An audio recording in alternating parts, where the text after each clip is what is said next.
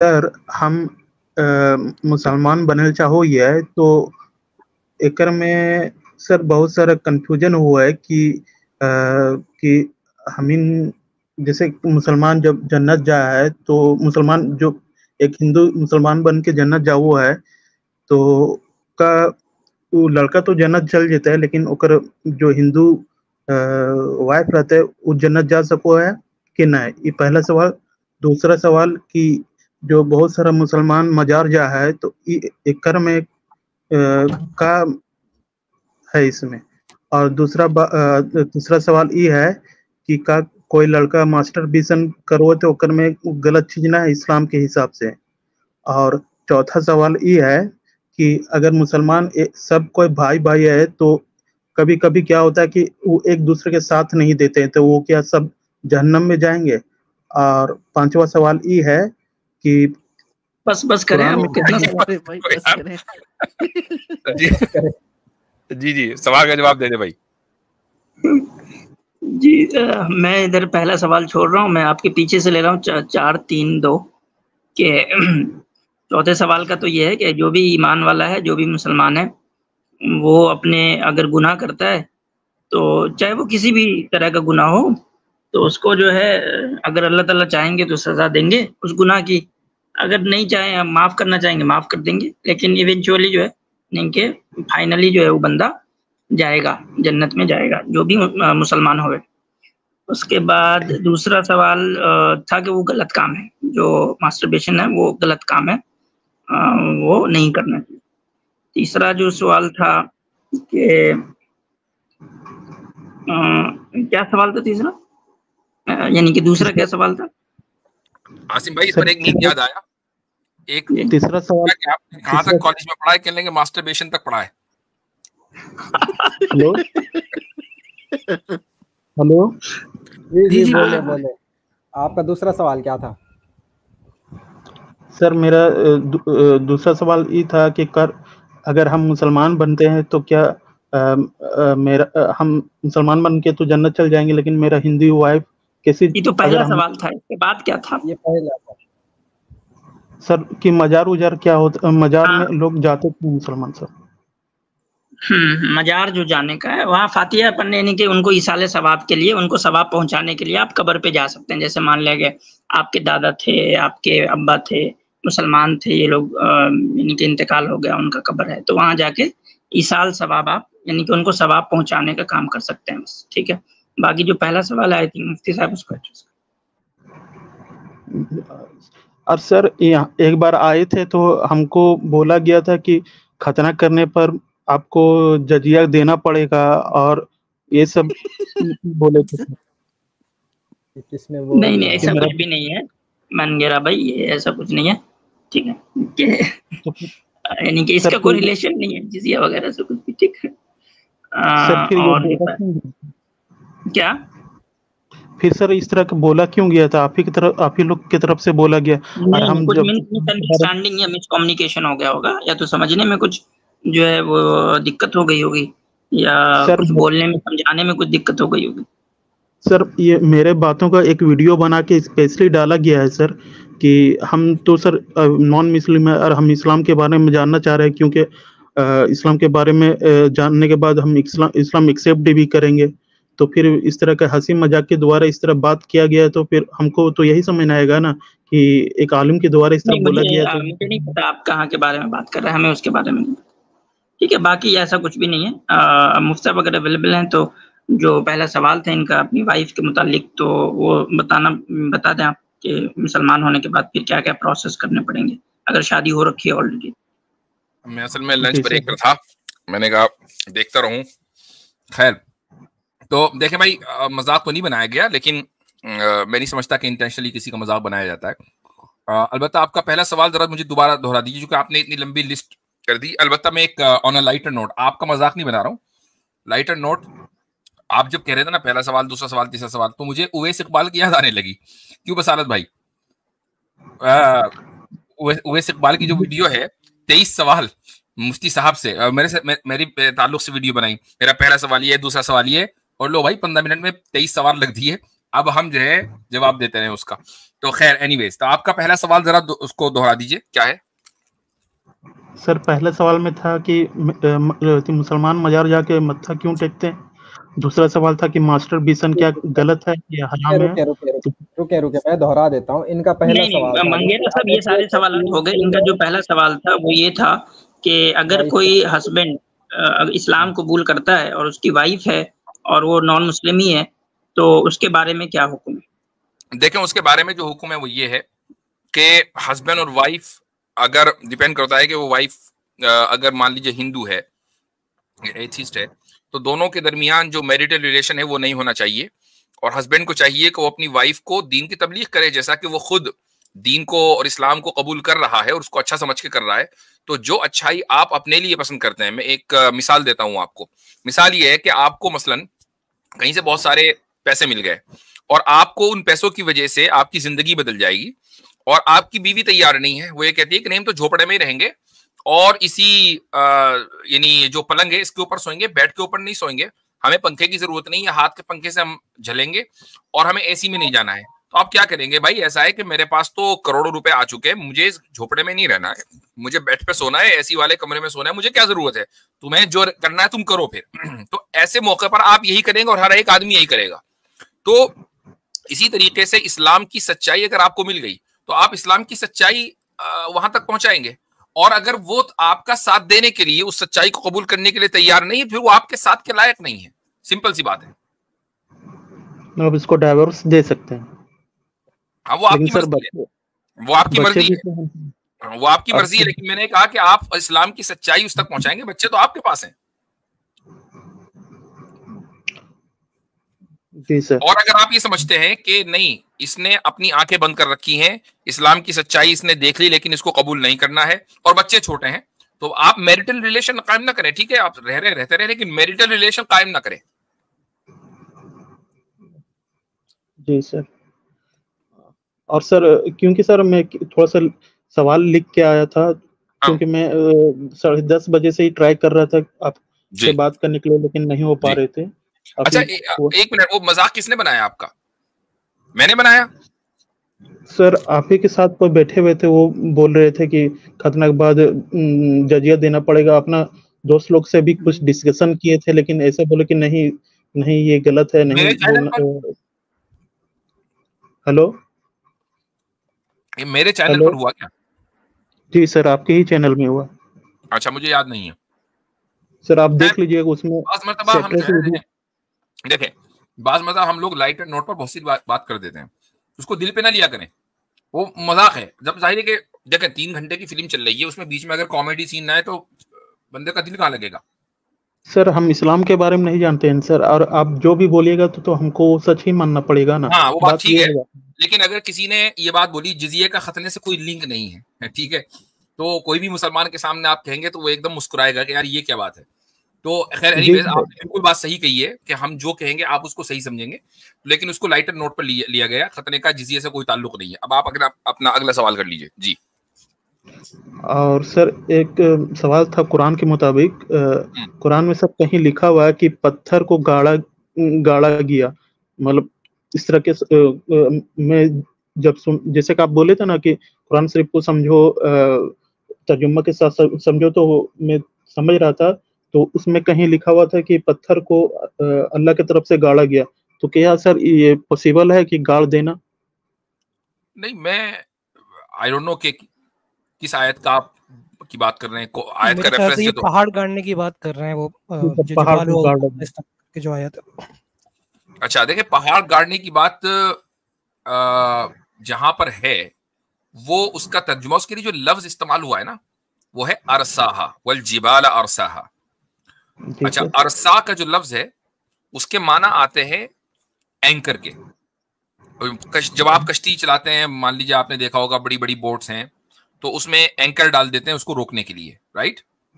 जी sir. तो उसको बोलते हैं मुरसा। अरसा उसी से निकला है।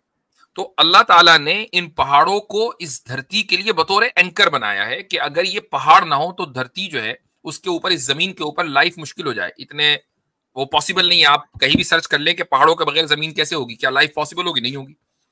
तो उस जमीन को बतौर एंकर, जमीन पर बतौर एंकर के पहाड़ों को बनाया गया। उसके लिए लफ्ज अरसा इस्तेमाल किया। उसका इससे ताल्लुक नहीं है कि वो पहाड़ बने कैसे, टेक्टोनिक प्लेट में आपस में टकराव हुआ तो पहाड़ बने या किसी और तरीके से बने, इसका उससे कोई ताल्लुक नहीं है। तो जब आप एक ऑर्डिनरी तर्जुमा देखते हैं तो उसमें ये लगता है कि ये कहा जा रहा है कि पहाड़ों को कहीं से उठाकर यहां लाकर गाड़ दिया गया, जबकि उसका असल तर्जुमा यह है कि उनको बतौर एंकर के इस्तेमाल किया गया। अच्छा अच्छा।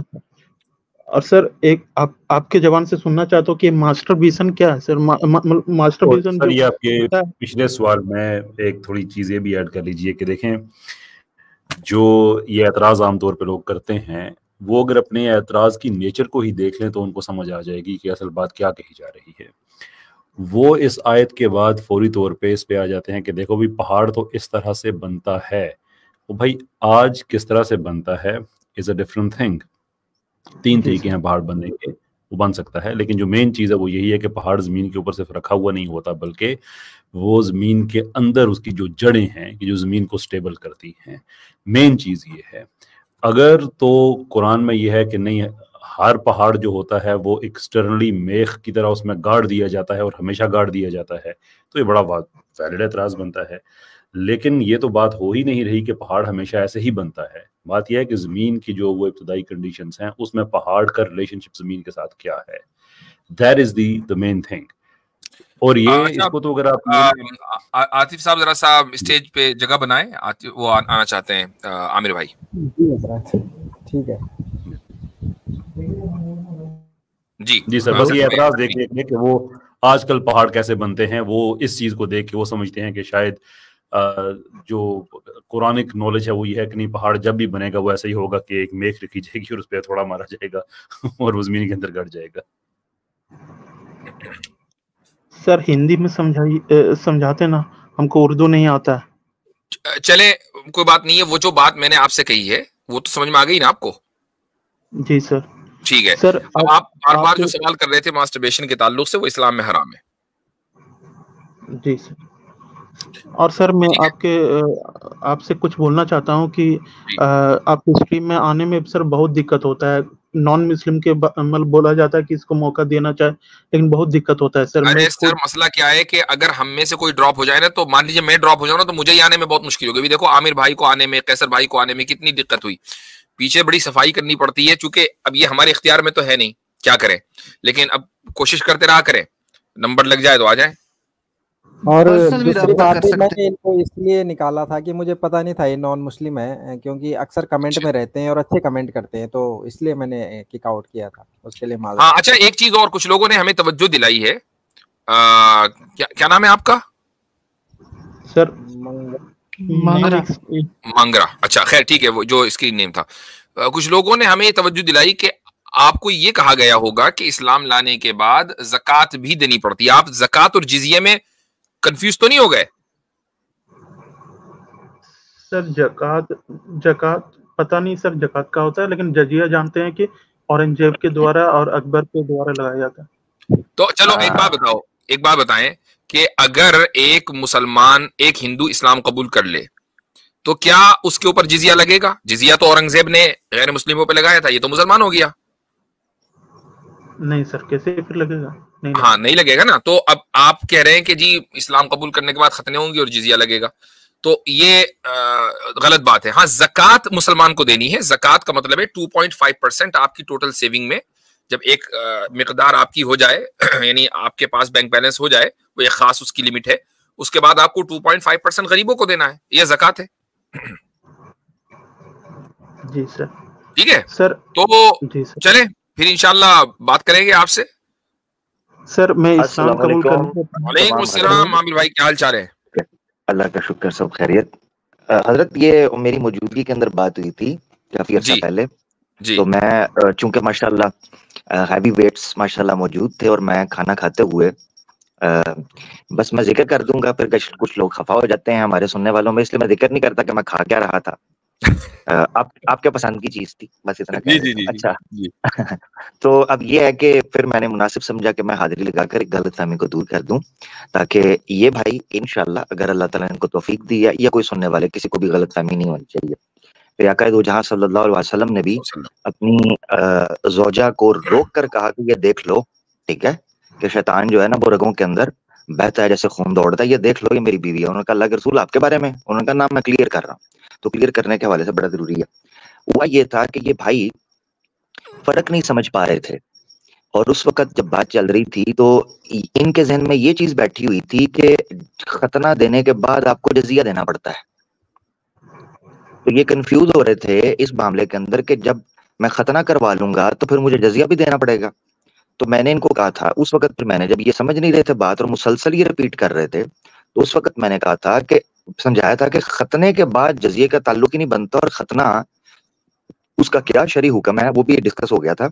उसके बाद मैंने जब ये इसरार कर रहे थे कि नहीं फिर जजिया किस टाइम, तो मैंने कहा आप खतना करवाएं, उसके बाद आपका जजिया फिर शुरू हो जाएगा, ठीक है ना। पहले खतना ये बात की थी, वो मेरे ख्याल से दिल पे ले गए, तो मैं उसके लिए मादरत चाहता हूँ मांगरा भाई, अगर आपको गलत फहमी हो तो मेरी तरफ से मादरत है, मगर ये है कि ये बड़ी कॉमन सी बेसिक सी बात है। दूसरा हजरत ये मास्टरबेशन के ऊपर बात कर रहे थे, मैं कुछ इनको सोल्यूशन दे सकता हूँ? जी गो अहेड।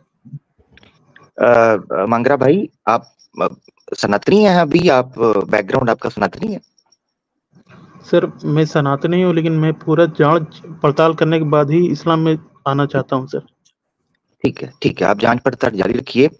बृहद आर्यन का उपनिषद के अंदर सोल्यूशन दिया गया मास्टरबेशन का, उसमें सोल्यूशन ये दिया गया है उपनिषद के अंदर, और याद रखिए उपनिषद बड़ा श्रुतिस की कैटेगरी के अंदर आते हैं, तो उसमें ये दिया गया है कि अगर गलती से भी वीर्य टपक जाए तो जमीन पर गिरे हुए वीर्य पर उंगली रखकर फला फला फला मंत्र पढ़ना है, और उस वीर्य को उठाकर अपने शोल्डर्स और जो मेल है अपने निपल्स के बीच में चेस्ट के ऊपर मल ले, और कहे कि वीर्य जहां जहां गिरकर जाया हुआ है, ऐ ईश्वर तू इसको वापस लुटा और मेरी मर्दानगी को तू मुझे वापस दे दे। जी ये सोल्यूशन दिया गया है उपनिषद के अंदर, लिखा हुआ सर। जी सर।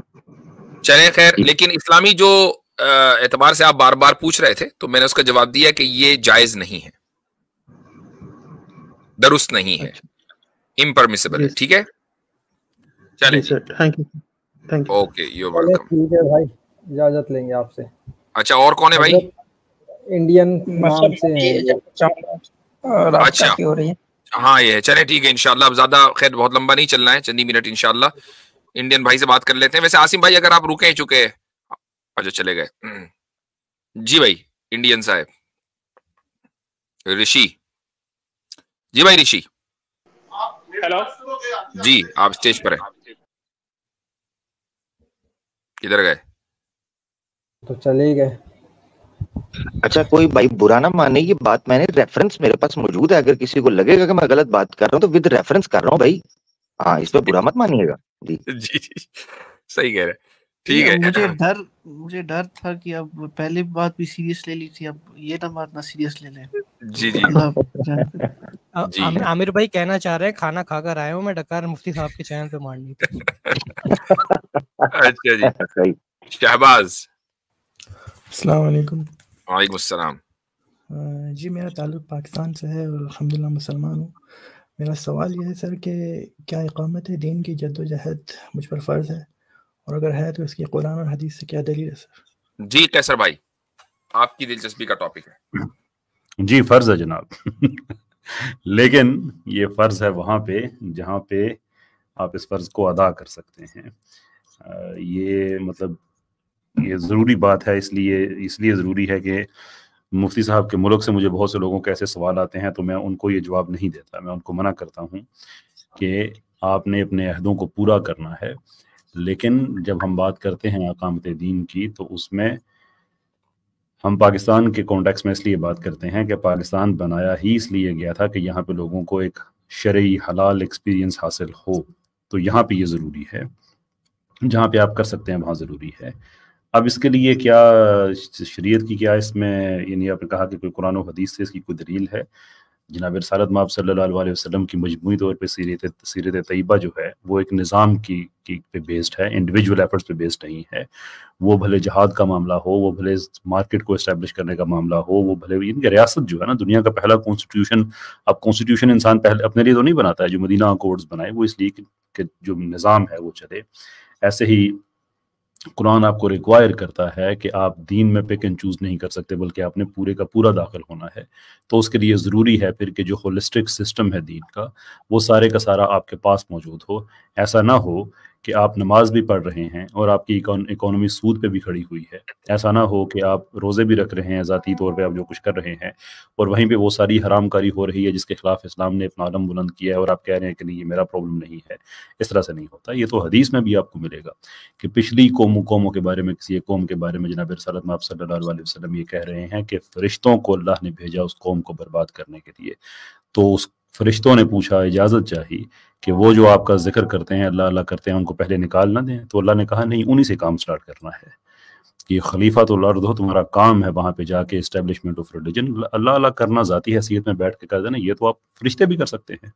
तो इसलिए ये बिल्कुल फ़र्ज़ है। उसके जो मेथडोलॉजीज़ हैं वो डिफरेंट हैं। हमने अपना रिवाइवलिस्ट का एज वी स्पीक, हमारी मेंबरशिप की भी कैंपेन स्टार्ट हुई है। मैं साथ साथ अपनी टीम से भी, सारी वॉलंटियर्स हैं माशाल्लाह, अपना वक्त और अपना पैसा लगा रहे हैं इस प्रोजेक्ट में। उनके साथ साथ में इसीलिए कर रहे हैं कि पीसफुल तरीके से, डेमोक्रेटिक तरीके से हम ये काम करें। तो बिल्कुल जनाब हिसाब किताब होगा कैपेसिटीज़ के एतबार से। अगर आप में कैपेसिटी थी कि आप शरीयत के लिए, अकामत दीन के लिए काम कर सकते थे और आपने नहीं की, yes there will be a question. बाकी अल्लाह जाने। बहुत शुक्रिया सर, जज़ाकल्लाह खैर। ठीक है, ओके। अच्छा, कुछ लोग सवाल कर रहे हैं कि कॉल कैसे करें। देखें, लिंक हमने पिन किया हुआ है यूट्यूब पर। अगर आप फेसबुक पर हैं तो वहाँ पिन करने का ऑप्शन नहीं है कमेंट, तो वहाँ मैंने सिर्फ एक ही मरतबा लिंक डाला था। तो आप यूट्यूब पर आ जाएं और यहाँ पर लिंक मिल जाएगा आपको, पिन है कमेंट्स में, और उस तरह आ सकते हैं आप। फैसल अहमद साहब जी, शाहबाज साहब बैक स्टेज खाली कर दीजिए जी। हजरत, मैंने ये अरमान भी अहमद को लिया था, इनकी बैटरी दरअसल 6% है, तो काफी देर से इंतजार में थे। अच्छा ठीक है जी भाई जी, अस्सलाम वालेकुम। शुक्रिया। पहले साहब सूरह नहल आयत 61 से रिलेटेड क्वेश्चन। सूरह नहल आयत 61। अच्छा एक मिनट, तो ये पहुंच गए हम नहल पर और 61 जी। वलौ युआखिदुल्लाहु अन्नास बिजुल्मिहिम जी। इसमें डाउट ये है मुफ्ती साहब की पूरी क्रिएशन कैसे खत्म हो जाती, क्योंकि किसी पे अजाब आया, किसी कौम पे आएगा, तो पूरी क्रिएशन ये समझ नहीं आया था। कोई क्रिएशन, तो मैं तर्जुमा पढ़ लेता हूँ। अल्लाह ताला कहता है कि वलौ युआखिदुल्लाहु अन्नास बिजुल्मिहिम मा तरक अलैहा मिन दाब्बा।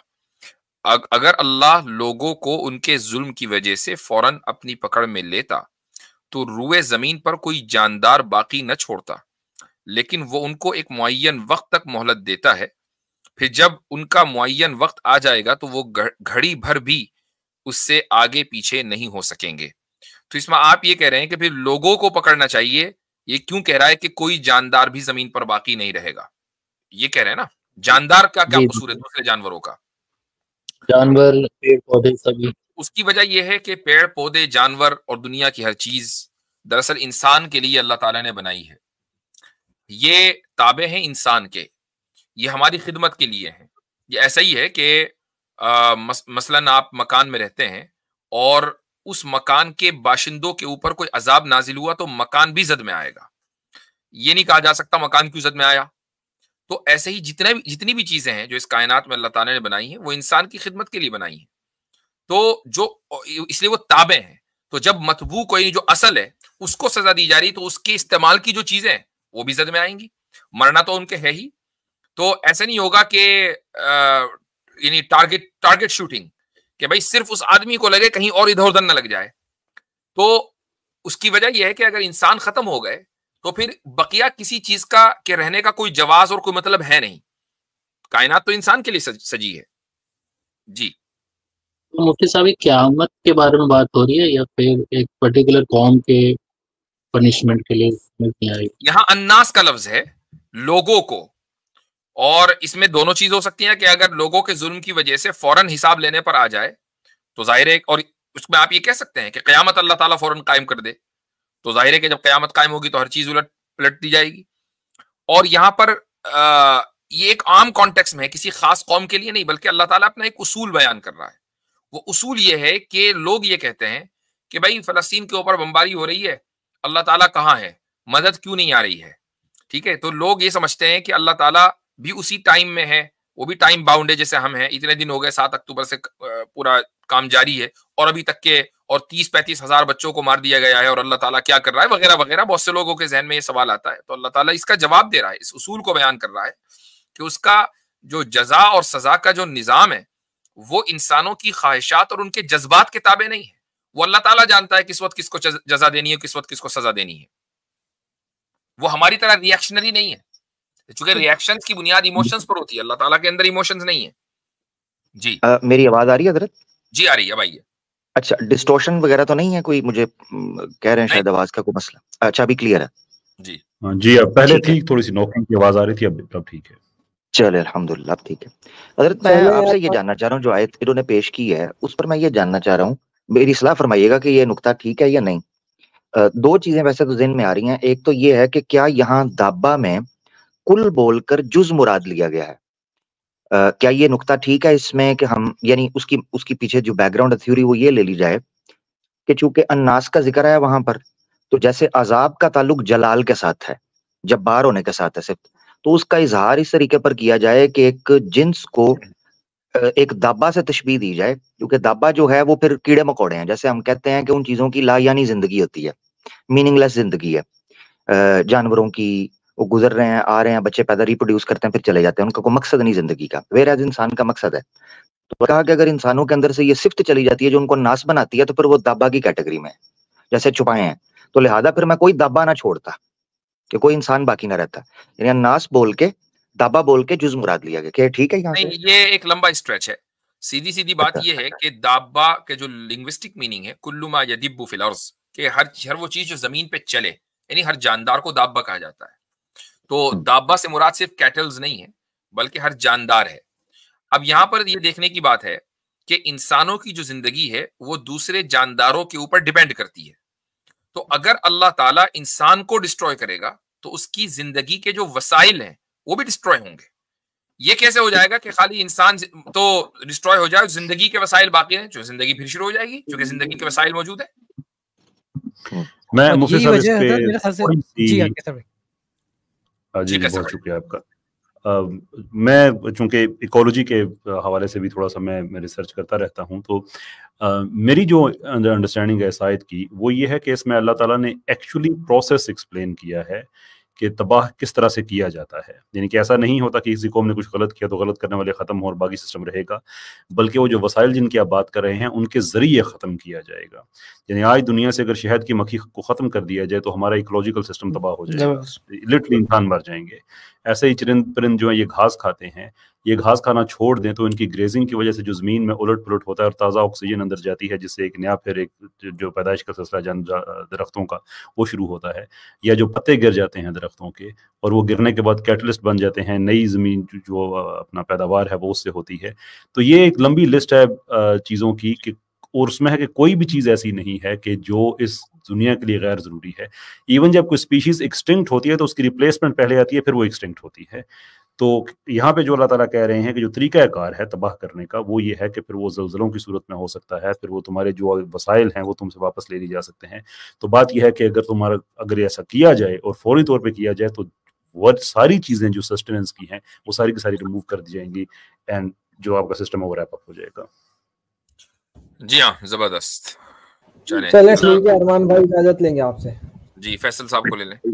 यानी दूसरे लफ्जों में मुफ्ती साहब और कैसर भाई ये कहना चाह रहे हैं कि अगर अम्मी अब्बू को बच्चे पे गुस्सा होगा तो वाईफाई ऑफ हो जाएगा, ठीक होगा जी। आजकल तो वाकई अजाब की सूरत हाल यही है।